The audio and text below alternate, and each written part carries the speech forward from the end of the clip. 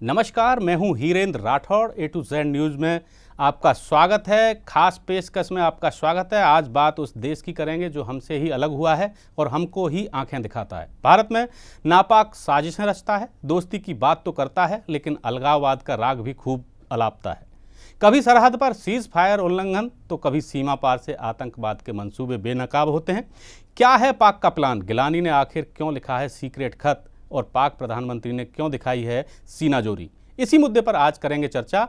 और चर्चा में हमारे साथ हैं Major General SP Singh retired, उनके साथ साथ हमारे साथ मेजर प्यारचंद राणा जी हैं और साथ ही पूर्व सैनिक हैं जे सिंह जी, जो इस पूरे चर्चा में भाग लेंगे और बातचीत करेंगे। तो आइए शुरू करते हैं पाक का सीक्रेट प्लान।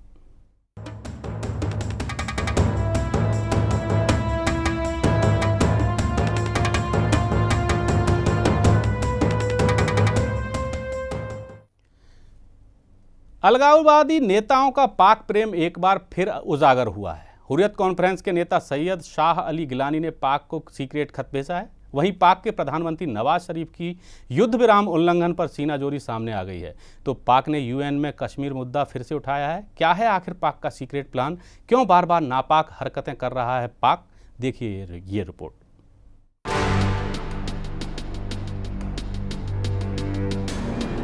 पाक का सीक्रेट प्लान।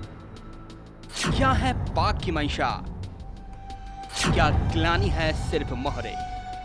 कभी पाकिस्तान के समर्थन में नारे, कभी अलगाववादियों की उनसे मुलाकात, तो कभी पाकिस्तान के झंडे फहराए जाते हैं।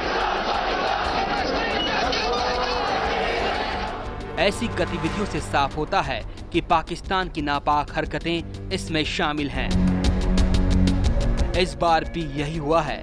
अलगाववादी संगठन हुर्रियत कॉन्फ्रेंस के नेता सैयद अली शाह गिलानी ने पाकिस्तान के प्रधानमंत्री नवाज शरीफ को एक गुप्त पत्र भेजा है, जिसमें कयास लगाए जा रहे हैं कि भारत और पाकिस्तान के बीच बाधित शांति वार्ता फिर से शुरू करने के उपाय सुझाए गए हैं। हुर्रियत ने इस बात की पुष्टि भी कर दी है, लेकिन साथ ही कहा है कि जो खत में भेजा गया है वो बेहद ही गोपनीय विषय है। भारत और पाकिस्तान के बीच सुरक्षा सलाहकार स्तर की वार्ता रद्द हो जाने के बाद ये पहली बार है जब हुर्रियत नेता पाकिस्तान के उच्चायुक्त से मिलने गए हों। पाक ने यूएन में फिर उठाया कश्मीर मुद्दा। उल्टा चोर कोतवाल को डांटे। सीक्रेट खत की खबर के बाद पाकिस्तान ने अपनी प्रतिक्रिया दी, लेकिन अलग अंदाज के साथ, जिसे भारत पाक के रिश्तों में तलखी आए। कश्मीर मुद्दा और गर्मा जाए। अंतर्राष्ट्रीय स्तर पर कश्मीर का विषय उठे। इसी प्लान के तहत पाक ने यूएन में कश्मीर मुद्दा फिर उठाया। पाक ने कहा कि कश्मीरी जनता के लिए इस वैश्विक संस्था के तहत जनमत संग्रह कराने का सही वक्त है, जिसे भारत ने खारिज कर दिया। खारिज करने का फैसला ठीक भी है, क्योंकि जो पाक का नहीं है उस पर बात क्यों हो। वहीं सीज़फायर पर उल्टा चोर कोतवाल को डांटे की कहावत पाक के पीएम नवाज शरीफ ने सही साबित कर दी। भारत पर उत्तेजक कार्रवाई का आरोप लगाते हुए पाक पीएम ने कहा कि वो संयम से काम कर रहे हैं। पाकिस्तान के संयम को भारत कमजोरी नहीं समझे। भारत की ओर से लगातार की जा रही उत्तेजक कार्रवाई क्षेत्रीय स्थिरता के लिए खतरनाक है। सुहाग का पलटवार। पाक की तरफ से लगातार भड़काऊ भाषण आ रहे हैं। कभी सरताज अजीज के परमाणु हथियारों की धमकी, तो कभी पाक के गृह मंत्री के बयान कहीं युद्ध की तरफ तो इशारा नहीं करते हैं। खैर, भारत बॉर्डर पर लगातार हो रहे सीज़फायर के उल्लंघन पर सेना भी मानसिक तौर पर युद्ध के लिए तैयार है। तभी तो थल सेना अध्यक्ष जनरल दरबीर सिंह सुहाग ने कहा है कि सेना को छोटे युद्धों के लिए तैयार रहने की जरूरत है, क्योंकि सीमा पर पाकिस्तान की ओर से लगातार संघर्ष विराम का उल्लंघन हो रहा है और घुसपैठ की कोशिश की जा रही है। खैर, युद्ध होता भी है तो सेना पूरी तरह तैयार है, लेकिन पाकिस्तान एक बार पहले पिछले 4 युद्ध पर नजर दौड़ा ले, जिसमें उसे मुंह की खानी पड़ी है। Bureau report, A to Z news. जी हां, आखिर पाकिस्तान का सीक्रेट प्लान क्या है? इसी पर चर्चा करेंगे। और हम चलते हैं Major General SP Sinha ji के पास। सिन्हा साहब, जिस तरीके से ये खुफिया खत भेजा गया है, एक तरीके से गोपनीय रखा गया है, बहुत ही कॉन्फिडेंशियल बताया जा रहा है इसे, एक तरीके से जो पाक उच्चायोग है उसके द्वारा ये खत भेजा गया है पाकिस्तान, और इसमें कहीं ना कहीं जो जिस तरीके के सूत्र बताते हैं, चर्चा ये है कि फिर से वार्ता की बात की है हुर्रियत कॉन्फ्रेंस ने। लेकिन अगर देखा जाए तो पाकिस्तान बार बार अपना वो जो बदलता है उसको किस तरीके से देखते हैं, और क्या ओवरऑल तस्वीर क्या है? देखिए, सबसे पहले कुछ इम्पोर्टेंट बिंदुओं पे मैं प्रकाश डालना चाहूँगा जी, कि बार बार पाकिस्तान कहता है कि कश्मीर मेन मुद्दा है। तो मेन मुद्दा कश्मीर है या नहीं है? जी, पाकिस्तान की मेन स्ट्रेटजी क्या है कि वो प्रॉक्सी वॉर में आतंकवादियों के थ्रू प्रॉक्सी वॉर क्यों करना चाहता है, न्यूक्लियर थ्रेट का बार बार ये बोगी क्यों उठाता है, और पाकिस्तान का पावर स्ट्रक्चर क्या है। जी, सबसे पहले हम कश्मीर बिंदु पे आते हैं। बार बार पाकिस्तान जो कहता है कि कश्मीर मेन मुद्दा है, मेरे अनुसार कश्मीर कोई मुद्दा है ही नहीं। जी, क्यों? क्योंकि 1948 में महाराजा हरि सिंह ने इंस्ट्रूमेंट ऑफ एक्सेशन साइन किया था हिंदुस्तान के साथ। उस समय जनता के प्रतिनिधि के रूप में जनता का विश्वास और जनता का जो चॉइस था जी, वो क्या था, उसका कॉम्पिटेंट अथॉरिटी कौन थे? महाराजा हरि सिंह थे। जी, और उस कॉम्पिटेंट अथॉरिटी ने स्वेच्छा से होशो हवास में उन्होंने इंस्ट्रूमेंट ऑफ एक्सेशन साइन किया। यदि कोई ये लीगल इवेंट था, जी, लीगल दस्तावेज था जिसके तहत JNK हिंदुस्तान के साथ मिला और अब अटूट हिस्सा बन गया है, जी, तो ये तो कोई मुद्दा है ही नहीं। दूसरी बात, जी, जब नेहरू जी ने इस मैटर को प्लेबिसाइट के रूप में यूनाइटेड नेशंस में कमिटमेंट दिया कि प्लेबिसाइट होगा, तो यूनाइटेड नेशन ने 3 हिस्सों में हुक्म दिया। एक हिस्सा था कि पाकिस्तान POK, पाकिस्तान ऑक्युपाइड कश्मीर खाली करेगा, ट्रुप्स पूरा विड्रॉ करेगा और तभी प्लेबिसाइट होगी। आज तक पाकिस्तान ने POK खाली किया ही नहीं है। जी, तो जब महाराजा हरि सिंह इंस्ट्रूमेंट एक्सेशन के साइन करने के बाद ये लीगल कोई मुद्दा है ही नहीं, जब ये यूनाइटेड नेशंस का हुक्म पाकिस्तान ने माना ही नहीं, जी, तो ये मुद्दा क्या है? तीसरी बात और सबसे अहम बात है कि ये मुद्दा पाकिस्तान ये कह सकता था कि जनता नहीं चाहती है। जी, JNK की जनता बार बार इलेक्शंस में हिस्सा लेके अपना प्रतिनिधि चुनती है और JNK में एक पॉपुलर सरकार बनती आई है जी, और हाल में भी बनी है। जी, तो ये 3 मुद्दा इस बात को झुठलाता है पाकिस्तान के कंटेंशन को कि कश्मीर मेन मुद्दा है, इसमें कोई दम नहीं। चलिए अभी मेजर प्यारचंद राणा जी के पास चलते हैं। राणा साहब, आप सेना से जुड़े रहे हैं, सेना की कार्य प्रणाली से जुड़े रहे हैं, आपने काम किया है सेना में, आप क्या सोचते हैं ये जिस तरीके का अभी फिलहाल चाहे सीमाओं की बात हो या फिर के भारत की आंतरिक सुरक्षा की बात हो, आप किस नज़रिए से देखते हैं सारे उसको? मैं इसको इस नज़रिए से देखता हूँ कि मैंने भी 37 साल जो है वो आर्मी में काम किया है, एक सिपाही से लेकर और एक ऑफिसर तक, और 3 बार जो हैं वो हमने पाकिस्तान के साथ लड़ी हैं। ये पाकिस्तान की एक टेंडेंसी है, एक रुतबा बन गया है कि ये प्रॉक्सी वार जो है शुरू करे और शीज फायर का बार बार उल्लंघन करे, लेकिन उसको ये नहीं भूलना चाहिए कि ऐसी धमकियां देने से पहले उसको अपने पीछे जो युद्ध हुए हैं उनके बीच में जो करारी हार मिली है उससे जो है उसके देश पर या उसकी इकोनॉमी पर क्या असर पड़ा है, उसको तो पड़ोसियों के साथ एक अच्छी इमेज बनाकर रखना चाहिए ताकि वो जो है वो अपने देश में प्रोग्रेस कर सके। लेकिन ऐसा नहीं हो रहा है। सन 65 में पाकिस्तान ने जो है मुंह की खाई,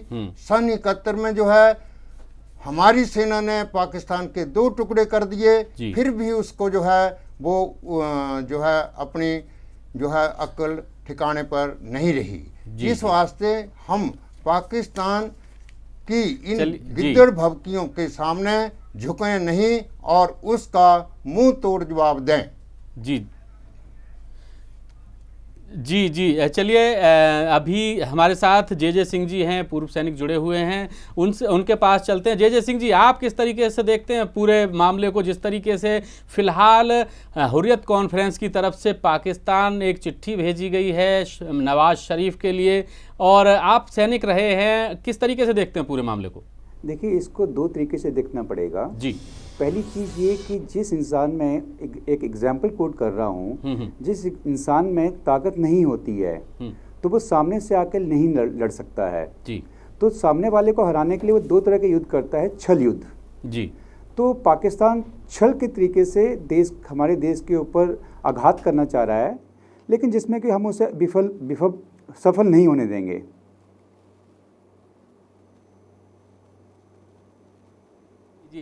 जी, चलिए, हाँ जी, बताइए सर। और दरअसल ये पूरा मामला इस तरीके से जुड़ा हुआ है कि कहीं ना कहीं पाकिस्तान कोई खुफिया एक योजना बना रहा है, कहीं ना कहीं जिस तरीके से हुर्रियत की तरफ से पत्र भेजा जाता है पाकिस्तान को, और ख़ास तौर पर पाकिस्तानी दूतावास उस पत्र को अपने जो साधन होते हैं उसके जरिए भेजता है पाकिस्तान। क्या कहेंगे सर इस पर? देखिए, पाकिस्तान का जो ये जी चेस शतरंज का जो चाल है, ये बहुत कॉम्प्लेक्स चाल है। और ये चाल इस तरह से है कि पाकिस्तान जानता है कि कन्वेंशनल वॉर वो जीत नहीं सकता, तो वो प्रॉक्सी वॉर करता है। प्रॉक्सी वॉर में भी उसका जो अप्रोच है जी, कि वो देख रहा है कि हिंदुस्तान का बॉर्डर पे उसका विजाइल या उसकी जो चौकसी इतनी मजबूत हो गई है कि अभी उसके आदमी नवेद पकड़े गए, गुरदासपुर में भी आदमी पकड़े गए। तो वो जानता है कि जब ये लोग लाइव पकड़े जाते हैं, जिंदा पकड़े जाते हैं आतंकवादी, तो जीपीएस के मामले से, इंटरनेट के मामले से, मोबाइल के माध्यम से ये कंफर्म हो जाता है कि उनका एड्रेस पाकिस्तान का है। जी जी। तो ये कंफर्म हो जाता है कि पाकिस्तान नेशनल है। तो वो एक तो आतंकवाद का रूट ऐसे लेता है, दूसरा वो चाह रहा है कि कुछ ऐसे एलिमेंट्स हिंदुस्तान के जो हिंदुस्तान के प्रशासन से खुश नहीं हैं और जिनकी खुद की महत्ता कुछ नहीं है। जैसे गिलानी का मैं बोलूँगा, हुर्रियत लोगों का क्या इंपॉर्टेंस है? हुर्रियत यदि इतने पॉपुलर नेता लोग हैं तो इलेक्शंस में हिस्सा क्यों नहीं लेते? जी बिल्कुल। और जनता उनको क्यों नहीं चुन के लाती? उनको तो डर है कि वो इलेक्शन हार जाएंगे, इसलिए वो लड़ते नहीं। तो वो पाकिस्तान का साथ ले लेते हैं। और पाकिस्तान जानती है कि ये डमी कैंडिडेट्स खड़ा करके और आतंकवाद फैलाओ और हिंदुस्तान को डिस्टर्ब करते रहो, और ये चेस एक स्टेप फॉरवर्ड दो स्टेप पीछे ये गेम खेलती रहती है। यानी कि राणा साहब, ये पूरे तरीके से पाकिस्तान की जो राजनीतिक स्थिति है अंदरूनी, कहीं ना कहीं उसका भी ये सीक्रेट प्लान है। आप क्या कहेंगे राणा साहब? पाकिस्तान जो है वो हमेशा से जो है वो भारत को तरक्की करते हुए नहीं देखना चाहता है। जैसे दो जो है वो नेबर्स जो हैं वो अच्छी तरह से रहना चाहते हैं, लेकिन एक नेबर जो है हमेशा नौटंकी करता रहता है और दूसरे को उसके उन्नति के पथ पर नहीं चलने देता है। चलिए राणा साहब, अभी आपको कुछ सेकंड के लिए रोकेंगे। हमारे साथ विदेशी मामलों के विशेषज्ञ कंवर आगा जी जुड़े हुए हैं। कंवर आगा साहब, A to Z में आपका स्वागत है। जी नमस्कार जी। सर, एक खत भेजा गया है, गोपनीय खत भेजा गया है हुर्रियत कॉन्फ्रेंस की ओर से पाकिस्तान के जो प्रधानमंत्री हैं नवाज शरीफ के लिए, और ऐसी खबरें आ रही हैं कि वो पाकिस्तानी दूतावास के जरिए भेजा गया है। क्या इसको पूरे नजरिए को किस नजरिए से देखते हैं पूरे मामले को आप? भाई, ये हुर्रियत कॉन्फ्रेंस के जो लोग हैं जी, ये इस किस्म की हरकतें करते रहते हैं। ये अलगाववादी शक्तियां हैं और ये पाकिस्तान के स्ट्रेटेजिक एसेट, इनको आप मान लीजिए जैसे एक तरफ मिलिटेंट हैं, उसी तरफ दूसरी और ये लोग हैं जी। और ये कभी जो भी पाकिस्तान का नेता आता है उससे मिलने की कोशिश करते हैं, या कभी उसके अंदर इस्लामिक कॉन्फ्रेंस ऑर्गेनाइजेशन की जो मीटिंग होती है उसमें जाने की कोशिश करते हैं जी। और पाकिस्तान भी जाते रहते हैं। अक्सर इनको गवर्नमेंट वीजा दे पासपोर्ट दे देती है तो ये पाकिस्तान भी चले जाते हैं। जी जी। कमर आगा साहब, एक चीज़ और है कि सूत्रों के हवाले से ऐसी खबरें आ रही हैं कि इस पत्र में हुर्रियत ने एक बार नवाज शरीफ साहब से फिर से ये कहा गया है कि भारत के साथ वार्ता की एक बार फिर कोशिश की जानी चाहिए। इस तरीके की सूत्रों के हवाले से खबरें आ रही हैं। तो एक तरफ पाकिस्तान आने से इस तरह की वार्ता को रद्द करता है हुर्रियत की वजह से, दूसरी तरफ हुर्रियत की तरफ से इस तरीके का मैसेज फैलाया जा रहा है कि वो पाकिस्तान से कह रहा है कि भारत के साथ बातचीत करें। आखिर ये सीक्रेट प्लान है क्या पाकिस्तान का और हुर्रियत कॉन्फ्रेंस का? देखिए, ये लेटर में क्या है ये तो मालूम नहीं, इसलिए उस पर कमेंट करना मेरे लिए मुश्किल ना होगा। जी बिल्कुल। लेकिन ये जरूर है कि ऐसा लगता है कि पाकिस्तान चाहता है कि बातचीत का दोबारा से सिलसिला जी शुरू हो, और जो उसने हुर्रियत की तरफ से ये स्टेप उठवाया है। जी जी, बस मतलब थोड़ी देर हम लोग को रुकना चाहिए, अभी उसकी पूरी डिटेल आ जाए ये करने के लिए जी। और जहाँ तक बातचीत का सवाल है, भारत तो चाहता है बातचीत हो, बातचीत के जरिए सारे मसलों का हल निकले। जी बिल्कुल। लेकिन वो ये नहीं चाहता कि जो पाकिस्तान के लीडर आते हैं भारतवर्ष, वो आके पहले हुर्रियत से मिले और फिर हुर्रियत से मिलने के बाद अगले दिन हम लोगों से बातचीत करें। जी जी। भारत की नीति ये है कि आप बातचीत कर लीजिए, उसके बाद आपको मिलने में कोई आपत्ति भारत को जी जी नहीं है। जी। वो हुर्रियत को एक पार्टी बनाने में, थर्ड पार्टी बनाने में जी जी जी के फेवर में। चलिए कमर आगा साहब, आपका हमसे जुड़ने के लिए आपका बहुत बहुत धन्यवाद। तो ये थे कमर आगा साहब, जिनका साफ तौर पे कहना था कि भारत अपनी तरफ से वार्ता जारी रखना चाहता है। फिलहाल वक्त है एक ब्रेक का, और ब्रेक के बाद भी इस मुद्दे पर चर्चा जारी रहेगी।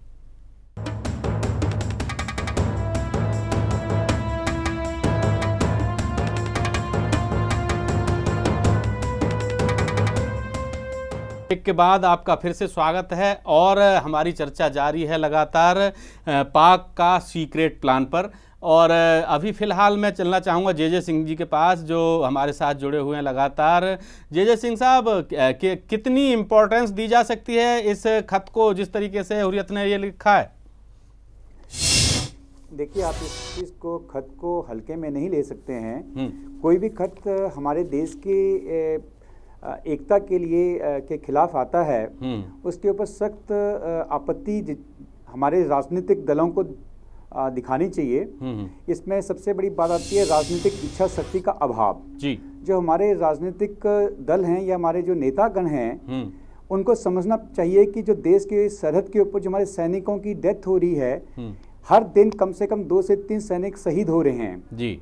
अगर औसतन अगर आप लगाएं तो 1200 से 1500 सैनिक जो हैं हर साल, ये एक्चुअल ऑफिशियल आंकड़े हैं, हर साल 1200 से 1500 सैनिक जो है बॉर्डर के ऊपर शहीद हो रहे हैं। जी। क्या किसी भी राजनेता या किसी भी ब्यूरोक्रेट का बच्चा फौज में है? या फिर आप ऐसा क्यों नहीं करते हैं कि 5 साल आप कंपल्सरी मिलिट्री सर्विस करें, अपने बच्चों को दीजिए पूरे सभी को, कि आर्मी में या आईपीएस या आईएएस बनने से पहले आपको 5 साल मिलिट्री सर्विस कंपल्सरी होगी। तो उससे क्या है कि एक राजनीतिक इच्छा शक्ति जागेगी कि यस, हमारे बच्चे फौज में गए हुए हैं। अगर हम अपनी राजनीतिक विल को नहीं दिखाएंगे तो आप देश को आगे कैसे ले जाएंगे? जी बिल्कुल बिल्कुल। जी सिन्हा साहब, मैं यही सवाल मैं आपसे पूछना चाहूँगा कि आखिर हुर्रियत के इस खत को कितनी इम्पोर्टेंस दी जा सकती है? हुर्रियत के इस खत को कोई महत्ता देने की जरूरत नहीं है जी, क्योंकि मैं बताता हूँ हुर्रियत का पॉलिटिकल स्टैंडिंग इस देश में क्या है। हुर्रियत एक प्रॉक्सी कैंडिडेट है पाकिस्तान का जी। वो पाकिस्तान से उसको फंडिंग आती है, आर्मी और आईएसआई का उसको सपोर्ट है, उसको पर्दे के पीछे फुल सपोर्ट है। और क्योंकि पाकिस्तान का जो स्ट्रक्चर है, पावर स्ट्रक्चर है, उसको विश्लेषण करने की जरूरत है। तब समझना पड़ेगा कि हुर्रियत कहाँ उस विश्लेषण में कहाँ खड़ा रहता है जी। पाकिस्तान को लोग बोलते हैं एम्स, आर्मी, आईएसआई जी, मौलवी जी, और फिर सिविलियन एडमिनिस्ट्रेशन, इस केस में प्राइम मिनिस्टर नवाज शरीफ जी। और इसी यही हायरार्की है जी, हायरार्की यही है। तो जब जिस देश का प्रधानमंत्री चौथे सीढ़ी पे खड़ा है, उससे बातचीत करके आप क्या एक्सपेक्ट करते हैं, क्या अनुमान लगाते हैं कि क्या होगा जी?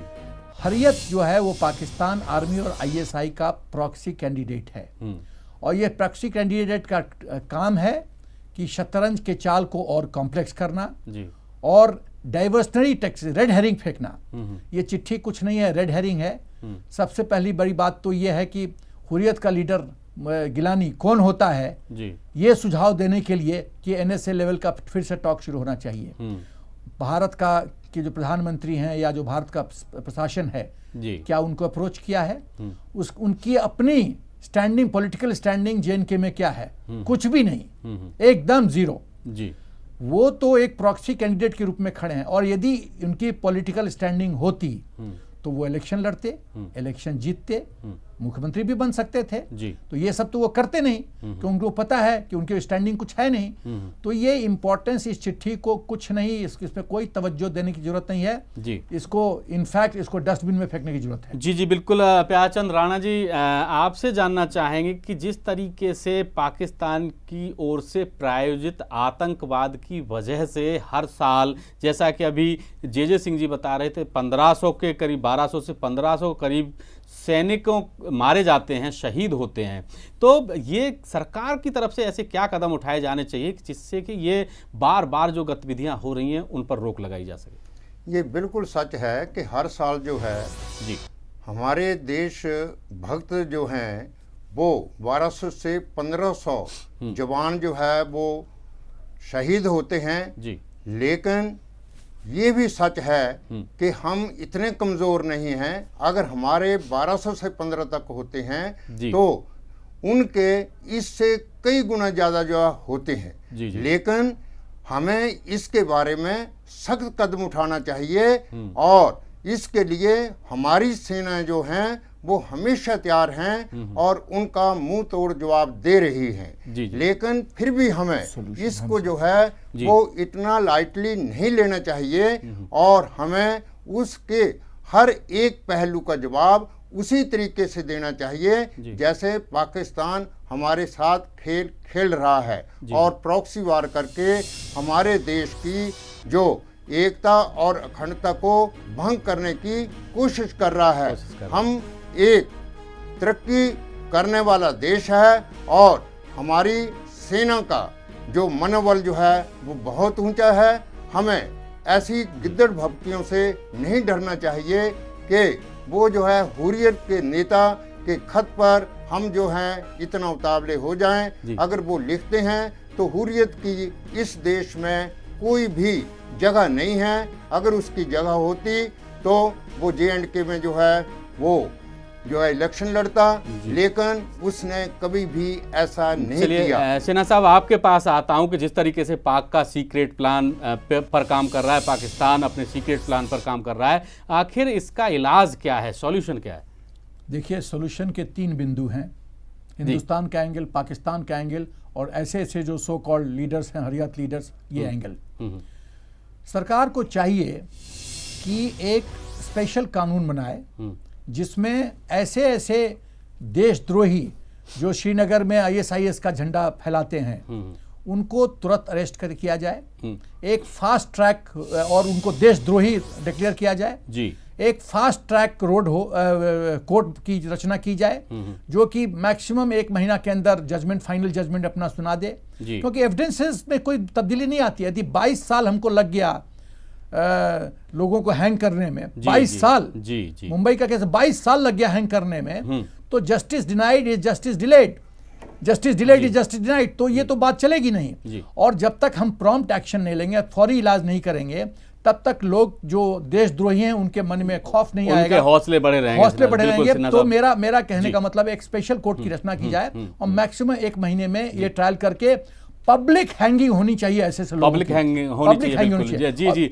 और दूसरा साहब, मैं एक आखिरी सवाल के लिए जे सिंह जी के पास चलना चाहूँगा। जे सिंह जी, बड़े ही संक्षेप में मैं आपसे पूछना चाहूँगा कि आखिर जिस तरीके की ये गतिविधियाँ चल रही हैं, पाकिस्तान का सीक्रेट प्लान जो है, इसको नाकामयाब करने के लिए क्या किया जाना चाहिए, संक्षेप में? देखिए, जो सीक्रेट प्लान उन्होंने आप बात कर रहे हैं वो कोई सीक्रेट प्लान नहीं है। ये सन 1947 से ही पाकिस्तान जो है हिंदुस्तान के ऊपर प्लान्स कर रहा है जी। तो वी आर नॉट, हम उस चीज़ से इतना घबरा नहीं सकते हैं, लेकिन ये राजनीतिक इच्छा शक्ति बहुत जरूरी है। हमारे सैनिक जो हैं का मनोबल बहुत ऊंचा है। हमारे सैनिक, मेरे पूरे संसार में सर्वश्रेष्ठ सैनिकों का दर्जा प्राप्त है उन्हें, लेकिन राजनीतिक इच्छा शक्ति के बिना वो कुछ नहीं कर सकते हैं। हमारी सरकार को सख्त कदम उठाने पड़ेंगे, सख्त निर्देश देने पड़ेंगे कि क्या उसके ऊपर एक्शन किया जाए। अभी जनरल सिन्हा साहब ने बताया कि देश में कानून होना चाहिए। देश में कानून सन 1950 से लागू है कि देश में किसी भी देश का झंडा आप फहरा नहीं सकते हैं। किसी भी देश के आप ISIS का झंडा, जो उग्रवादी संगठन है, पूरे संसार ने उसको ये कह दिया है, तो आप उसका झंडा फहरा रहे हैं, आपने उसके ऊपर क्या एक्शन लिया? Problem is political will power का अभाव है। Who is responsible for that thing? एक सैनिक के नजरिए से देखिए, आपने मिलिटेंट्स को पकड़ा, मिलिटेंट्स को पकड़ने के बाद आप उनको जेलों में रख रहे हैं और बाद में वो आप उनको छुड़वा के ले जाते हैं। चलिए, बिल्कुल सही बात है कि जो लंबी प्रक्रिया चलती है किसी भी मामले में, वो कहीं ना कहीं परेशानी का सबब बनती है और कहीं ना कहीं आतंकियों के हौसले भी बुलंद होते हैं। आज की हमारी चर्चा थी इसी पूरे मसले पर कि पाक का सीक्रेट प्लान क्या है, और हमारे साथ चर्चा में जुड़े हुए थे सिन्हा साहब, मेजर जनरल सिन्हा साहब और मेजर राणा साहब, और उनके साथ साथ जे सिंह जी, पूर्व सैनिक। आप सभी इस कार्यक्रम में आए, हमारे साथ जुड़े पूरी चर्चा में। आप लोगों का बहुत बहुत धन्यवाद, शुक्रिया। और हमारी आज की इस विशेष चर्चा में बस इतना ही। मुझे दीजिए इजाज़त। आप बने रहिए A to Z न्यूज़ के साथ। नमस्कार।